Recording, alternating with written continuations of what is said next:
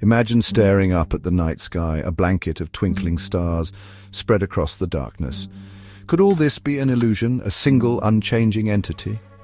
That's what ancient Greek philosophers like Melissus and Parmenides believed. They argued that reality is the one, indivisible and eternal.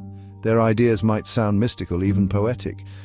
But when we examine their arguments with a scientific lens, cracks appear in their seemingly solid foundation.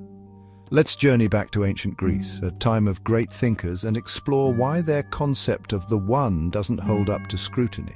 We'll use simple examples, much like the ones we use to understand the vastness of the cosmos, to illustrate their logical flaws. Get ready to see how the universe in all its complexity and change defies the limitations of the one.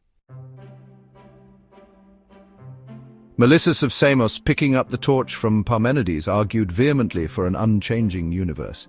He believed that change, motion, and multiplicity were illusions, mere tricks our senses played on us.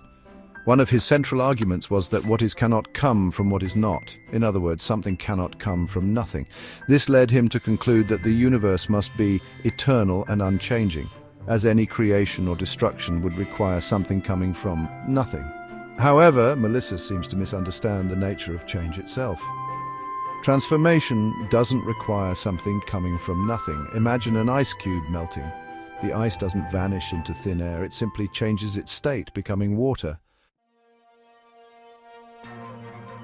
Parmenides, often considered the father of this line of thinking, shared Melissus's belief in an unchanging reality. His reasoning stemmed from the idea that what is and what is not is not. This seemingly simple statement led him to conclude that change is impossible. If something changes, it becomes something it is not, which contradicts his premise. Therefore, he argued, everything must be one, unchanging, and eternal. But Parmenides falls into the trap of mistaking abstract concepts for concrete realities. What is and what is not are useful philosophical tools, but they don't dictate the behavior of the physical world.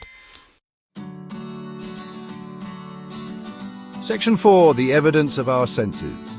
Think about a seed transforming into a tree. Parmenides might argue that the seed ceases to be, replaced by something entirely different. But we can observe each stage of growth, from sprout to sapling to towering tree. The seed doesn't disappear, it transforms, utilizing energy and matter from its surroundings.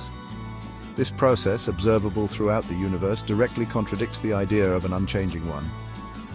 Our senses, while imperfect, provide us with a constant stream of evidence for change and multiplicity. We see the seasons change, feel the warmth of the sun, hear the crashing of waves. These aren't illusions, but rather the symphony of a dynamic universe. Section 5. The universe, a symphony of multiplicity. The universe, as revealed by modern science, is a vast and dynamic entity, constantly evolving and changing. From the smallest subatomic particles to the largest galaxies, the cosmos is a dance of energy, matter, and forces. Stars are born, burn brightly, and eventually die, sometimes in spectacular explosions that seed the universe with the building blocks of life. New planets form from the remnants of dead stars, continuing the cycle of cosmic creation and destruction. The universe is not a static, unchanging monolith. It's a symphony of multiplicity, a testament to the power of change and the beauty of diversity. Melissus and Parmenides, while insightful for their time, ultimately present a limited view of reality, one that crumbles under the weight of scientific observation and logical reasoning.